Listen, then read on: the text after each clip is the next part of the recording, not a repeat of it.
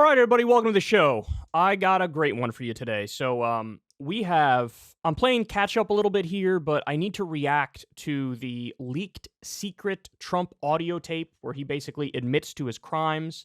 I'm going to lead with that in just a second. We also have an amazing story, or I should say a couple of stories, of decisions the Supreme Court made.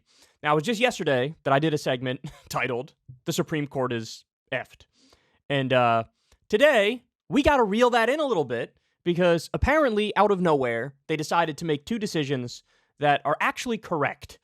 And I'm just as shocked as you that this happened. In fact, one of the cases, people were speculating, and I don't think it was wild speculation, I think it was accurate speculation, that if the Supreme Court had gone the other way on this case, that it would be the end of democracy as we know it. That's not hyperbole. I'll give you the facts of the case, and you'll see exactly what I'm talking about, but thankfully, they went in the proper direction. We also have a 2 versus 1 debate on abortion. It's two anti-abortion activists versus Destiny, and man, it was heated. Man, it was intense. But ultimately, I think Destiny got the better of them. And then later on in the show today, we have the anatomy of a right-wing lie. So we have RNC Research and Marjorie Taylor Greene and many other Republicans are running with a quote from Joe Biden, which is just completely and utterly disingenuous, dishonest, misleading, and they're leaving out like the 5-second clip afterwards, which totally debunks their bogus claims. So we'll get into that and much, much more. All right, without further ado, let's go ahead and jump into it here. So look, I'm a couple days late to this one here, but I wanted to react to the CNN got their hands on the Trump audio tape where he's basically admitting to committing crimes. He's talking about how he has top secret or classified information. He's waving it around. He's like, you're not really allowed to look at this. I can't really declassify it anymore. But do you want to take a look at this? I'll let you take a look at this if you want to take a look at this. So I'm going to play that for you. And then I'm also going to tell you what his reaction was and what many right-wing commentators' reaction was to this incident. It is really something special. Listen to this. These are bad, sick people.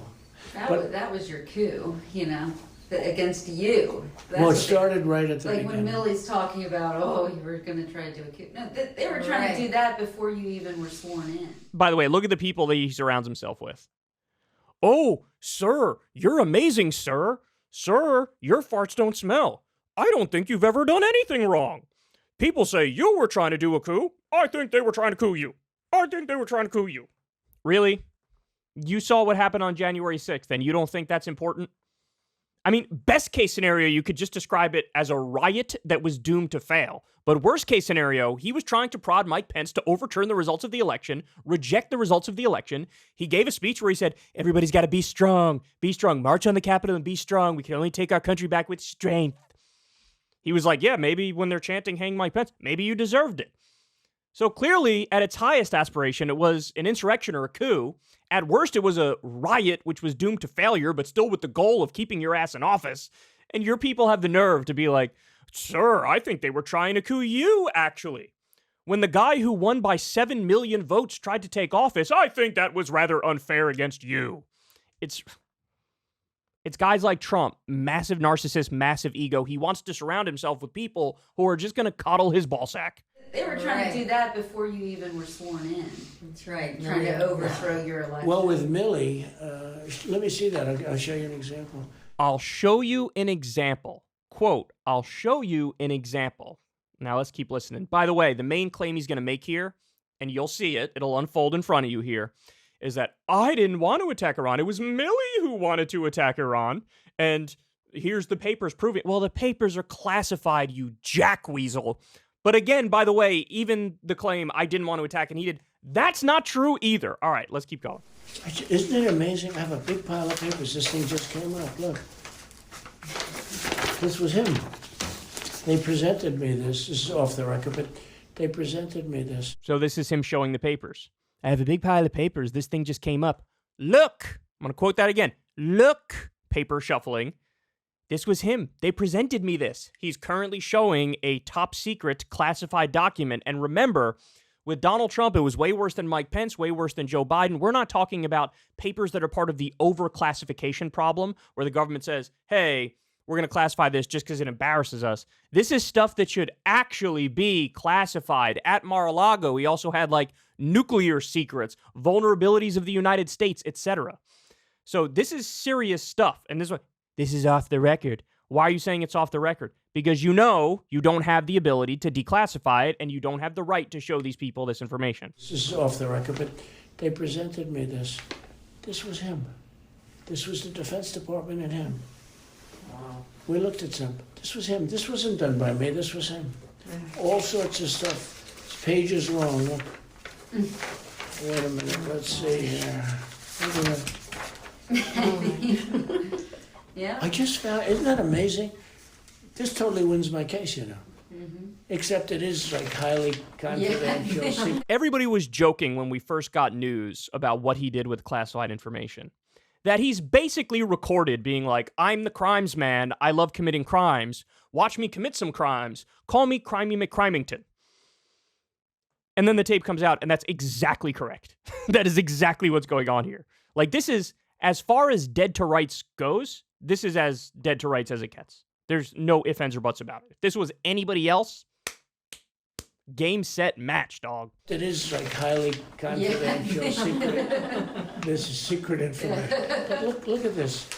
He said, this is secret information. Look at this.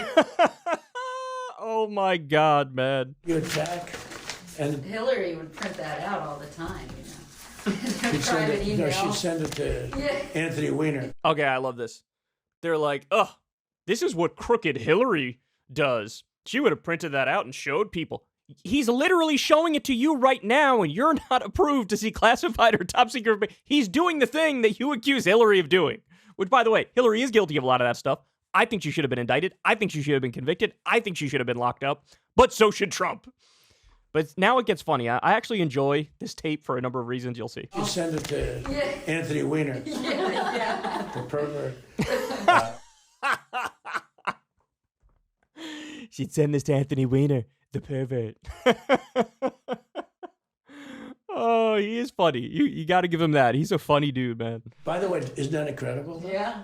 I was just saying, because we were talking about it. And, you know, he said he wanted to attack Iran and what? These are the papers. This was done by the military, given to me. I think we can probably, right? I don't know. We'll have to see. Yeah, we'll have to try to Declassify figure out it. See, as president, I could have declassified it. Now I can't. You know? As president, I could have declassified it. Now I can't. That cuts directly against everything he's been saying in his defense. I have the right, under the Presidential Records Act, I have the unilateral right to declassify anything I want to declassify, whether in office or out of office. Here, very soberly explains exactly what the law is. It is amazing. It really does go to show you, too, that, like, he knows he's lying. He knows he's full of it.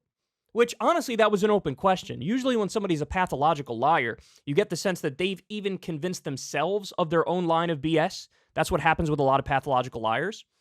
But with Trump, this was not that long ago. This was 2021, and he's accurately describing what the law is, and then now he says the opposite. So he knows every time he opens his mouth, he's full of it. He knows that. Man, this is a damaging tape. Jesus. Now I can't, you know, but this is now we have a problem. Isn't that interesting? Yeah. It's so cool. I mean, it's so, we here and I have, and you probably almost didn't believe me, but now you believe me. No, I believe it's incredible, right? No, hey, bring some Cokes in, please. In the midst of his crimes. Bring some Cokes in, please. God, he is funny. I will always give him that. Right? No, hey, bring some Cokes in, please. There you go. Now, by the way, the whole, like, if you're trying to be as kind as possible in interpreting this, like to steel man his argument, he's saying they were lying about me. They were saying I want to attack Iran, but I don't want to attack Iran. They wanted to attack Iran, and here's the papers that they presented me with for a plan to attack Iran. Now, the Pentagon draws up all kinds of plans about, I'm sure they have plans on invading some country you would have never imagined we'd ever have a beef with, right? Like, that's what they do. They have all these plans. It's all this contingency stuff.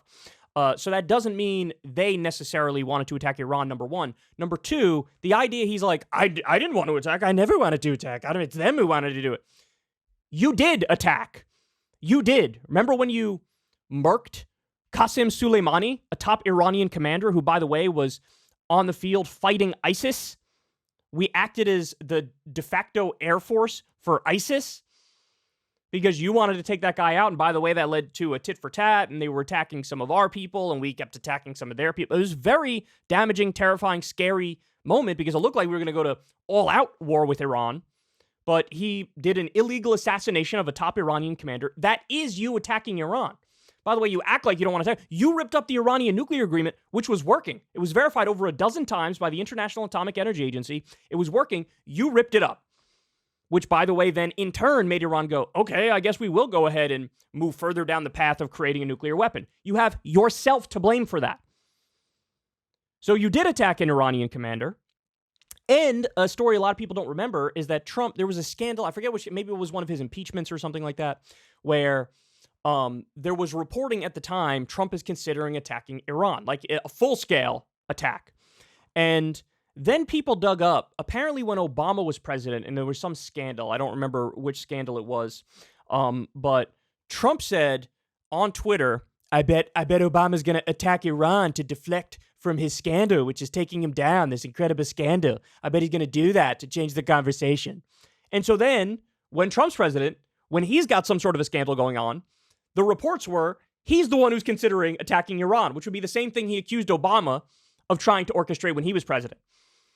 And so, do I take his word for it? That I didn't even want to do it. First of all, you did it. You killed General Soleimani. Second of all, of course I believe that you were drafting plans to do it. He's the most impulsive person maybe that's ever been president of the United States. So even the argument of I didn't want to attack, they wanted to attack, I don't buy it. And also remember, I think it was General Milley who had to talk Trump down from invoking the Insurrection Act when there were the George Floyd protests and riots. He was like, yeah, I want to deploy the U.S. military on our streets and basically declare martial law, go full police state, totally destroy the idea of a First Amendment and free speech and free protest. And it was Milley who was like, that does not seem like a good idea. In fact, Milley gave a press conference a couple days after, and he was like, we're going to go ahead and not do that. We don't deploy the U.S. military in the streets of the United States of America. So this is a guy who, in many ways, has shown way more restraint than Donald Trump has. And so his argument that he's the one who's, insane, he's the one who's just wanting to attack everybody, I don't believe you. But really, all that's secondary to the main point of the conversation here, which is, when you look at the crimes, they are crystal clear. He's admitting to them. It's kind of crazy. Now, I told you I'd give you what their defense is. You guys are going to love this. And it's not just Trump. It's also Sean Hannity. It's basically anybody who's team Trump, what their argument is at this point in time. They're saying, well, he was lying. He didn't actually have those papers. You know how Trump is. Trump's a liar. And so this is an instance of him lying. And so you can't really take his word for it that he had classified information and he was showing it to them. By the way, this specific document is one of the documents they can't find. They don't know where it is. Even after all the raids and, all the attempts to ask him to give up all your classified, they don't know where this document is. But I'm not kidding when I say Trump's argument himself is like, it was bluster. It was bluster. I didn't even have the thing. I was a liar. And I'm a well-known liar, so how do you know I was telling the truth when I was saying I'm the crimes man and I'm committing crimes? It's amazing. It is amazing. But by the way, that's not going to be a good argument in a court of law. Why? Because if you're saying, hey, I was lying then, what you're saying is I am a liar, which means a judge or a jury would be like, how do I know you're not lying right now? How do I know that?